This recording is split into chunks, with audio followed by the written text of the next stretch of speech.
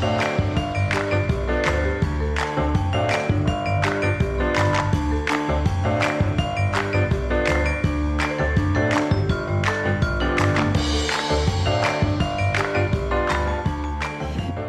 suis désolée. Je suis désolée pour ce titre pourri, Les cachotteries d'un chef. C'est vrai? C'est souvent? Ouais, c'est souvent. Ouais. C'est le pire? Oh, j'ai eu pire, ouais. J'ai eu pire. Ouais, c'est normal, hein. C'est facile. Adrien Cachot, on ne vous présente plus, ou presque, quand même, prendre le temps de le faire. Vous êtes chef et vous êtes en noir, c'est marrant, je vous attendais en blanc. Oh, je sais pas, j'ai eu envie de m'habiller en noir. C'est l'humeur du matin. On trouvait que vous incarniez très bien ce thème de culture-plaisir par votre parcours, par vos choix. Et du coup, c'est un petit peu ce que je vous proposais de partager, peut-être de façon un peu spontanée au départ, quand on vous recevait une invitation de la part des médias qui vous invite à réfléchir sur ce thème culture-plaisir. Qu'est-ce que ça vous dit ? Ça me dit qu'on est en plein dedans. Enfin, moi, je suis en plein dedans depuis un moment maintenant. Donc, c'est un sujet qui me parle. Assez cool. De façon assez quotidienne, j'imagine, ouais. Et présente. Aujourd'hui, on a parlé aussi ce matin de Viva la Frita. Je ne sais pas si vous étiez déjà avec nous, non, mais des grosses performances de la frite cette année. Je crois qu'on était en moyenne à plus 28%, plus 30% de consommation. Il se trouve que la frite est un peu, non pas le cœur du sujet, mais au centre d'un sujet qui vous occupe beaucoup aujourd'hui, qui s'appelle 140 degrés. Ouais, c'est... Alors, qu'est-ce que c'est ? C'est un projet qui est né de l'émission Top Chef avec Mallory Gabzi. Sur une épreuve, on a réfléchi à quelque chose qui touche le plus de monde possible. Et je pense que tous les deux, on avait des souvenirs d'enfants, et même encore quand on sort très tard et qu'on a besoin de manger quelque chose de rassurant, ça se passe toujours autour d'une frite en fait. Donc voilà, en plus on avait Mallory est belge et moi je suis français, donc c'est un peu notre trait d'union, quoi. C'est une frite d'union, donc c'était assez simple stratégiquement. Et est-ce que ça correspond aussi quelque part à, on a beaucoup entendu de choses monoproduits, vu que ce soit des lieux, des restaurants, et vous vous êtes dit tiens, on va faire une friterie mais en mieux. Je pense qu'on revient vers des choses simples, et le monoproduit quand même, quand on s'éparpille à faire 20 produits sur une carte, finalement on se perd, et on perd en qualité. Si on se concentre sur un produit, on peut réussir à en tirer vraiment la quintessence, même si c'est une patate, au final, si elle est bien travaillée, c'est quand même un plaisir, un gros plaisir. On a parlé tout à l'heure en termes de plaisir des lieux de restauration. Alors vous avez expérimenté plein de trucs. Le restaurant en dur, le restaurant éphémère, le food market.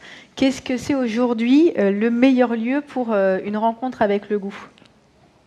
Avec qui ? Avec le goût. Ah, avec le goût. Avec le goût, en fait, ça dépend du moment, ça dépend de l'heure, ça dépend de l'humeur. Ouais.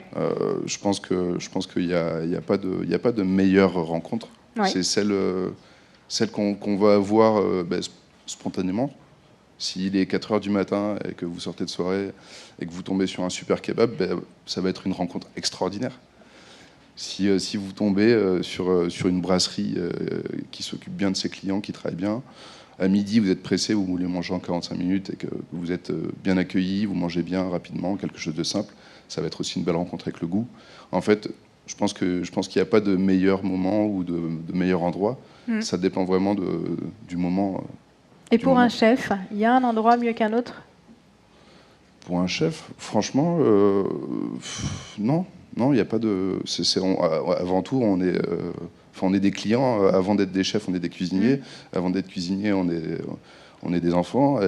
Et en fait, on a le même cursus que tout le monde. Donc. C'est marrant parce que je disais que c'était Nicolas Magie qui vous a donné votre premiune chance à la Cap, qui est le seul restaurant étoilé qui est donc situé sur un parking. Ouais. Qu'est-ce que ça raconte ? C'est une grosse paire de couilles pour s'installer sur un parking. C'était quand même hyper osé. On était en banlieue bordelaise et à l'époque, c'était pas l'endroit le plus propice pour un restaurant et encore moins pour un restaurant gastronomique.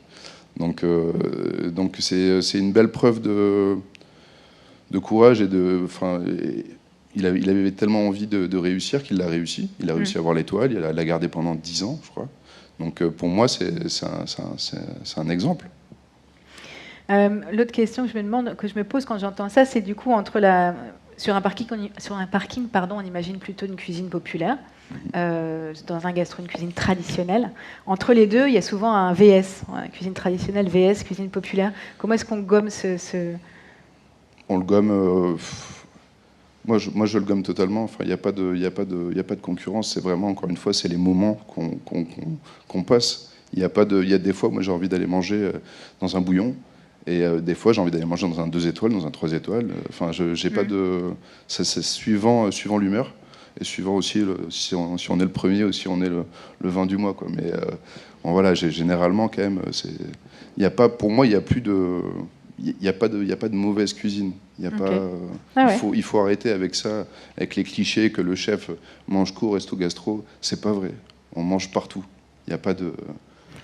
C'est des conneries, ça. On peut manger partout, il n'y a pas de souci. Et on peut prendre du plaisir partout. Et vous le transmettez un peu partout aussi. C'est-à-dire, dans un resto, chez Top Chef, je ne sais pas si on dit chez Top Chef, sur le plateau de Top Chef. Bon, voilà. Mais aussi, on voyait le bouquin de Nina Métayer tout à l'heure, dans des ouvrages. Qu'est-ce que c'est aujourd'hui le meilleur, je sais pas, le biais pour transmettre aussi cette passion? Moi, personnellement, ce que je préfère, c'est faire à manger. Donc, le meilleur, c'est quand même de passer à table et de manger ma cuisine. Donc, j'ai hâte de pouvoir... Donc, on vient d'abord au resto. Ouais, je pense que c'est le Et qu'est-ce que ça apporte, Top Chef, à la cuisine aujourd'hui? Un Top Chef ou autre? Top Chef, ça apporte une très grosse médiatisation. La télé, quand même, touche énormément de monde. Et ça aide aussi, quand même, à faire passer des messages. Il faut que tout le monde en prenne conscience. Aujourd'hui, ça représente plus qu'un juste un concours culinaire. Qu'est-ce que c'est le message que vous faites passer quand vous allez sur ce plateau-là? Moi, quel message? Moi, je ne fais passer aucun message. Je suis juste quelqu'un de normal qui vient faire à manger. J'essaie de faire bien, de faire bon, et c'est le seul message. Moi, j'ai pas de prétention. J'ai envie de progresser énormément. J'ai envie de faire partie des meilleurs. Mais j'ai pas de message à faire passer. Je suis juste un cuisinier et je veux juste faire bon. Et quand vous faites des livres de cuisine, vous parlez j'allais dire de tout sauf de cuisine, c'est pas vrai. Il y a un mélange dans le livre de cuisine de recettes et je sais pas, il y a un portrait d'une céramiste, il y a des photos de potes, il y a tout un tas de choses. C'était compliqué d'écrire un livre à 30 ans. Je pense que 30 ans, c'est quasiment le début d'une carrière. Donc, je peux pas avoir la prétention de faire qu'un livre de recettes. C'est pas vrai, déjà, j'ai pas de recettes. Donc, c'est que des choses que j'invente et que j'imagine sur le tas. Bon, maintenant, je vais être obligé quand même de faire un peu plus de recettes pour cadrer un peu plus. Mais non, c'était dur pour moi j'avais pas cette prétention-là d'écrire un livre de recettes. Donc voilà, j'ai écrit un livre comme j'aurais aimé le lire. Ouais, et du coup, je trouve que quelque part, ça incarne aussi le côté culture et plaisir, le plaisir des recettes et la culture qui est la vôtre, qui est celle que vous partagez. Ouais. Non. Après, je voulais plus parler. Alors moi, j'ai eu un échec scolaire, donc j'avais envie d'en parler pour les parents, pour les jeunes qui sont aussi en transition entre le collège et rien du tout. Donc pour dire qu'on peut quand même, avec beaucoup de travail bien sûr, on peut quand même réussir à s'en sortir et aller à peu près où on veut, même si j'ai encore beaucoup de chemin. Je pense que j'ai déjà nagé quelques kilomètres. Vous racontez volontiers vos échecs. Un des échecs, je ne sais pas si on peut appeler ça comme ça, mais c'est le restaurant que vous avez ouvert et fermé avec votre femme, Amy. Alors sinon, ça, c'était pas un échec, c'était plutôt une réussite. Okay. Merci. C'est plutôt une réussite, mais après, quand tu as 16 mètres carrés de sel, après une exposition aussi forte, tu es obligé de revoir ton plan. Parce que 16 couverts, ça se remplit en 5 minutes. Donc, c'est compliqué de rester aussi seul. Moi, je faisais tout, donc de la réception à la plonge. Je faisais même la machine, parce qu'on n'a jamais ramené la machine de plonge. Donc c'est vrai que c'est pas un échec, c'est une super expérience. On a commencé avec rien, avec zéro. J'ai été aidé par mon chef, Christian Chebest, qui m'a totalement mis en selle. Et non, c'est pas un échec, c'est plutôt une belle réussite. Voilà, contrairement à ma question. Voilà. Pourquoi 140 degrés? Le nom du restaurant qui est donc la fameuse friterie dont on parle. Pourquoi 140? Parce qu'en fait, on a eu une épreuve avec un chef belge 3 étoiles et 2 étoiles. Excusez-moi. On a eu une épreuve et Mallory, en fait, on l'attendait tous vu qu'il est belge. Donc on l'attendait et quand le chef lui pose la question pour le premier bain de la frite, il lui dit 130 degrés. Donc et nous, forcément, on se chambre un peu en cuisine. C'est des fois des humours pas très reluisants, mais là sur ça c'était plutôt sympa. Et en fait, quand on a eu à faire l'épreuve, le truc qui nous est venu en tête, c'était 140 parce que justement il a eu cette petite erreur, donc c'était plutôt un clin d'œil sympa. L'aliment plaisir par excellence, c'est la patate du coup? Moi, je pense que c'est l'anchois. L'anchois. Ouais, c'est bizarre, mais je pense que c'est l'anchois parce que ça réunit vraiment énormément de saveurs dans un si petit produit. Et je trouve que c'est incroyable. Mais après, la patate fait partie aussi. J'attendais presque les abats, parce qu'il y a eu on a beaucoup entendu parler d'abats. On a beaucoup associé Adrien Cachot aux abats. Ouais, je prends énormément de plaisir à cuisiner les abats, à les manger aussi. Après, quand on parle d'un aliment vraiment plaisir que je pourrais manger sans rien, c'est plus un anchois. Ok. Pour finir sur abat quoi? Qu'est-ce qu'il faudrait abattre pour que on retrouve un rapport un peu décomplexé au plaisir de manger? Les cons.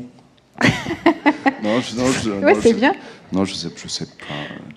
Le plaisir de manger, je pense qu'on a la chance d'être en France et d'avoir cette culture qui est incroyable, que ce soit dans tout en fait. On a une chance, un terroir de malades, une culture de malades, une archi de malades. On a tout pour réussir. Et je pense que le Covid, cette épidémie va faire du bien parce qu'on se rend compte en fait tous qu'on a, même à Paris, encore plus, on a cette chance à Paris d'avoir vraiment une ville en or. Et il faut s'en rendre compte et il faut prendre du plaisir. Et les cons, moi j'aimais bien, ça m'allait aussi. Adrien, merci beaucoup, chef, d'avoir été avec nous ce matin. Désolé au passage pour le retard, parce qu'on avait pris un peu de retard sur cette séquence. Je vous le dis aussi à vous et aux autres intervenants, mais c'est trop de plaisir d'être avec chacun d'entre vous. Merci d'avoir été avec nous.